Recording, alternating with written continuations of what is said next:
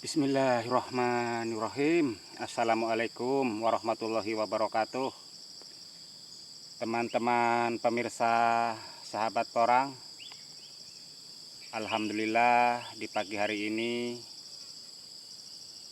saya baru saja selesai membongkar beberapa pohon porang milik saya. Teman, informasinya harga umbi porang sekarang sedang merosot ya, sedang turun, sedang anjlok.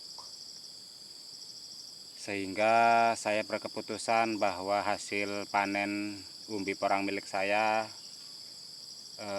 tidak akan saya jual ya pemirsa ya. Saya berkeputusan untuk menjadikannya bibit ya. Dalam artian akan saya tanam kembali di musim tanam yang akan datang teman-teman ya.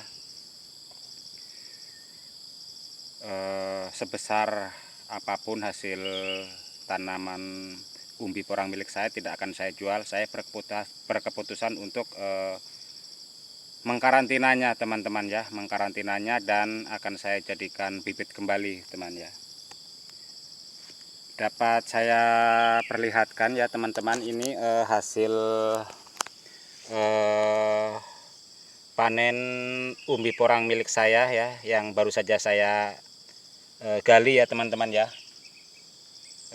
Sebagian memang sudah saya kumpulkan di tempat penampungan ya, di rumah ya teman ya. Ini yang baru saja saya gali ya teman-teman ya. Ini ya, ini mungkin agak kecilan, yang besar-besar sudah saya bawa pulang ya. Ini kebanyakan rata-rata taruhlah sebesar-besar ini ya teman ya, umbi porang milik saya ini ya. Nah, ini saya bikin, taruhlah saya bikin rata-ratanya ya, sebesar-besar ini ya teman ya. Ini saya berkeputusan untuk mengkarantinanya ya teman ya. Akan saya jadikan bibit kembali teman ya. Karena menurut saya kalau dijual juga ya, saya rasa walaupun untung ya tidak seberapa besar keuntungannya, sehingga saya berkeputusan untuk mengkarantinanya kembali ya teman ya. Ini teman ya, sudah sebesar-besar ini ya, akan saya jadikan bibit kembali ini teman ya. Akan saya jadikan bibit kembali ini ya, sebesar-besar ini. Ini hasil tanaman saya yang ditanam di bulan 10 ya teman ya. Di bulan 10 tahun kemarin ya, tahun 2020 teman. Sebesar-besar ini ya akan saya jadikan bibit ya. Akan saya karantina ini semuanya ya teman ya. Akan saya karantina ya teman ya. Dapat saya informasikan untuk teman-teman calon petani porang ya, apabila hendak membeli bibit umbi porang ya, membeli bibit umbi porang sebaiknya jangan membeli bibit umbi porang yang hasil dadakan ya, dalam artian yang baru saja dipanen ya, baru saja dipanen dan belum melalui proses karantina teman ya.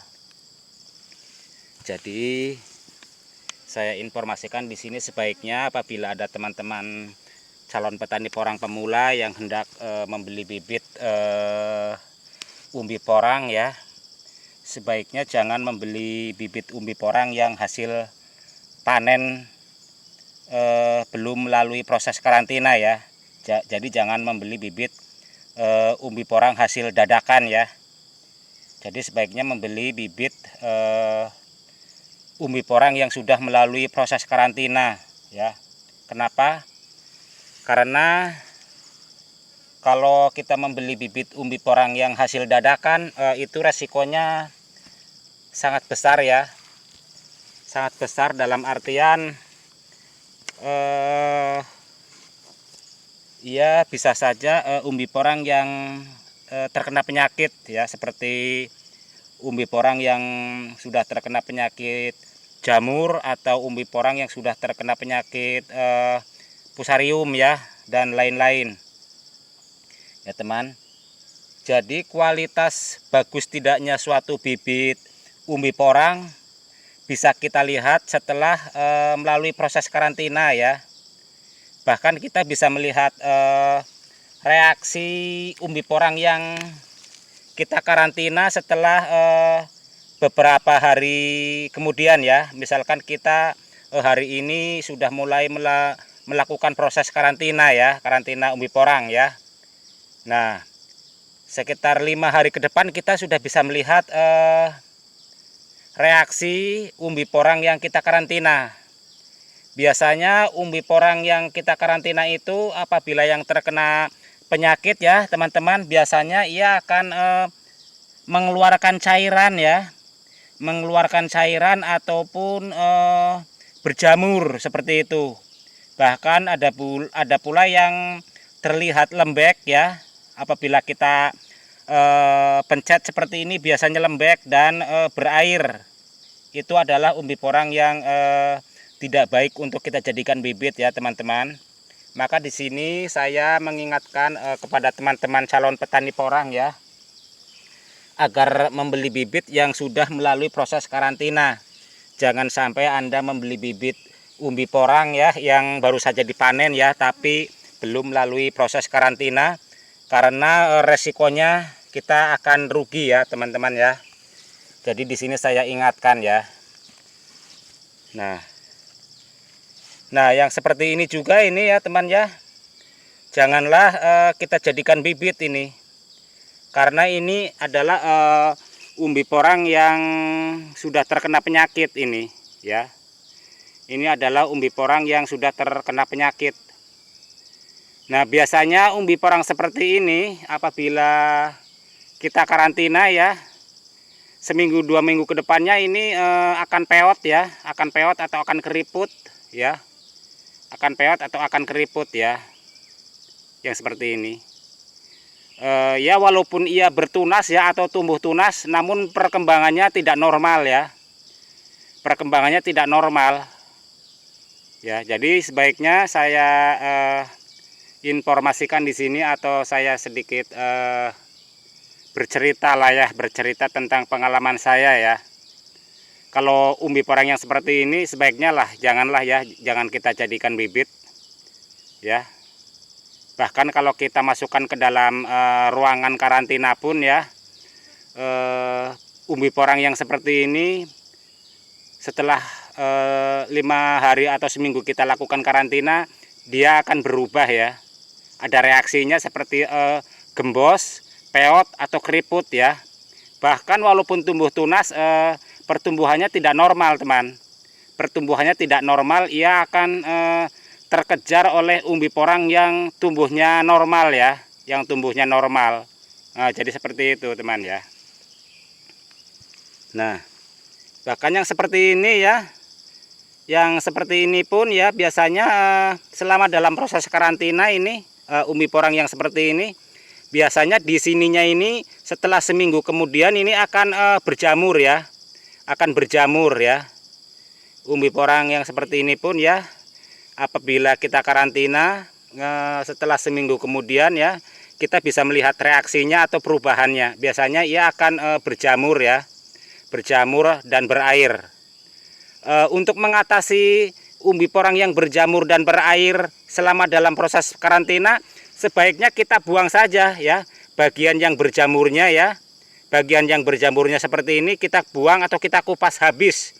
Jangan sampai ada yang tersisa, jangan sampai masih ada yang kita lihat seperti kekuning-kuningan ya.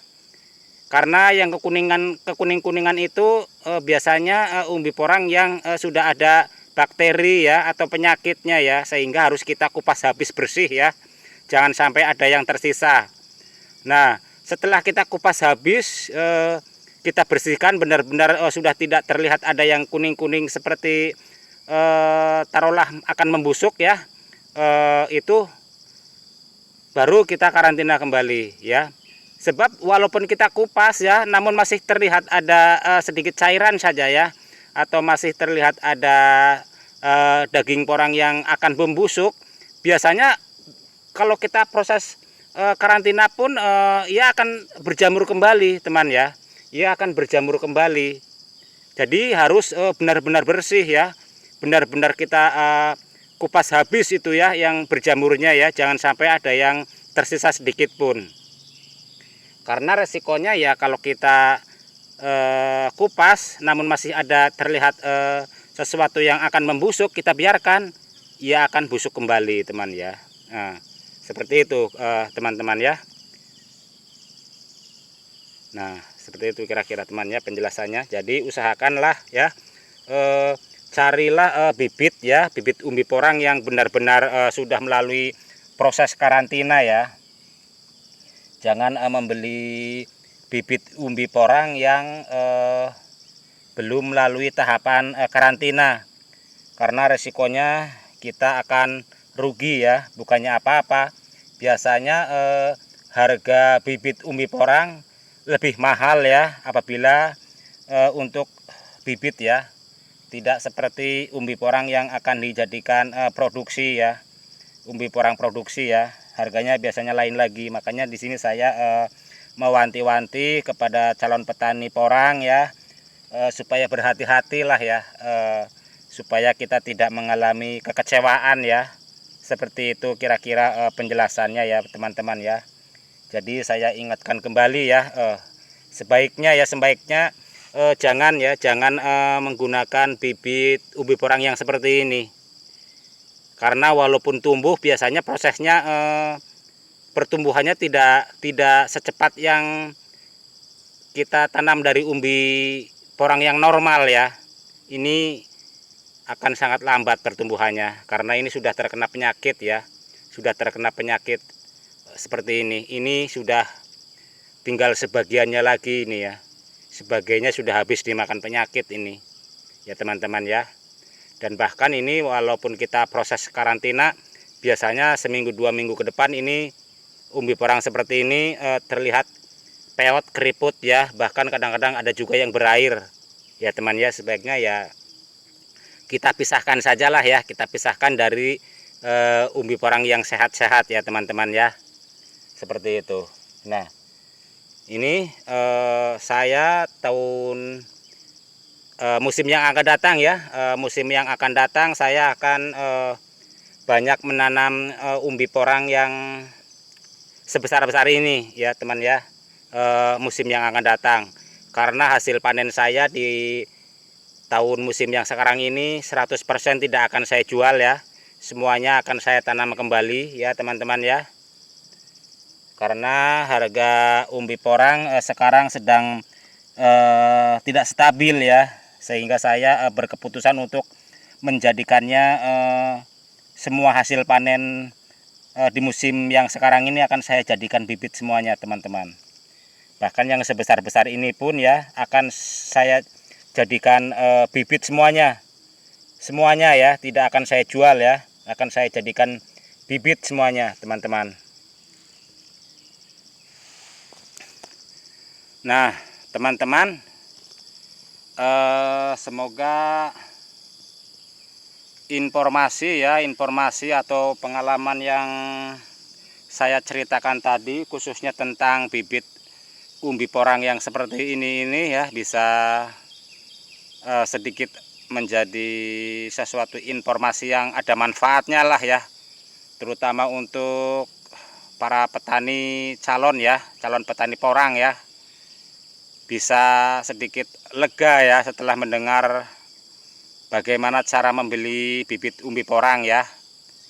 Ya, menurut saya belilah umbi porang ya, atau bibit umbi porang yang sudah melalui proses karantina.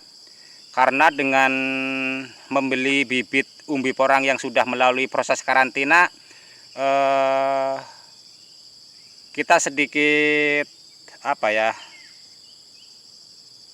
sekian persen untuk tidak mengalami kerugian ya pemirsa. Karena biasanya bibit umbi porang yang sudah melalui proses karantina itu kualitasnya ya jauh lebih baik ya.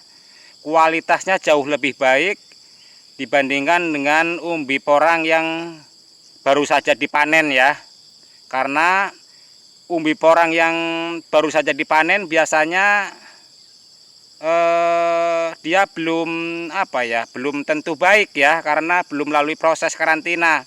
Jadi bisa saja umbi porang yang baru saja dipanen itu biasanya masih tercampur ya, masih tercampur dengan umbi porang yang terkena penyakit. Seperti itu kira-kira penjelasannya teman ya.